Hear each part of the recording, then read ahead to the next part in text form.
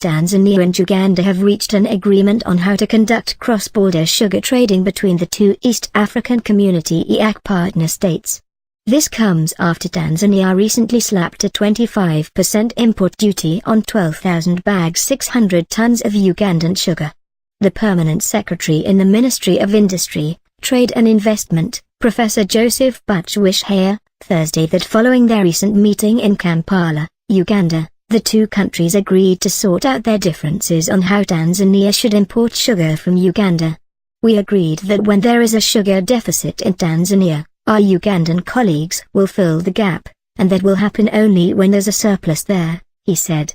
Last month, Tanzania imposed a 25% import duty on sugar from Uganda. Mr. Jim Kabio, the Uganda Sugar Manufacturers Association chairman and outgoing East African Business Council chairman, termed this as blatant disregard for the EAC Common Market Protocol. Under the protocol, locally produced sugar is zero duty rated in cross-border trade. But speaking during a joint press conference with Uganda's President Yoweri Museveni in Dar es Salaam last month, President John Magufuli said his government banned sugar from Uganda because unscrupulous traders were using the opportunity to bring in sugar originally smuggled into Uganda. Tanzania's 4 sugar factories, namely Mtibwa and Kilimanjaro in Morogoro, Kagera Sugar in Kagera and TPC in Kilimanjaro, annually produce about 300,000 tons of sugar, against the domestic demand of 420,000 tons.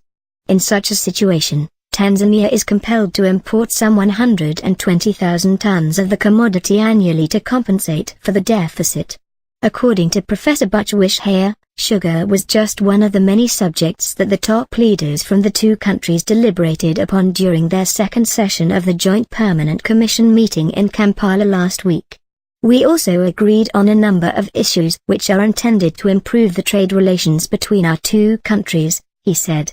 Professor Butch-Wishhayer's Ugandan counterpart, Mr. Julius Owen, said in Kampala that Uganda plans to propose a quota system that would allow the EAC member countries to enjoy first option status in the event that there is commodity scarcity within the community.